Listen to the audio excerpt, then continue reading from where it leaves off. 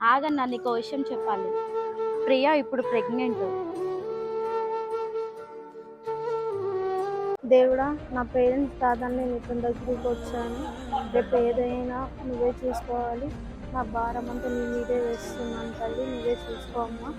దేవుడా, ఏదో తొందరపడి పెళ్లి చేసుకున్నావు. ఇక నుంచి నువ్వే మమ్మల్ని చూసుకోవాలి.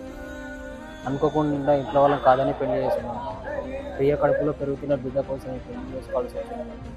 ఇక నుంచి నువ్వే మమ్మల్ని చల్లగా చూడాలి.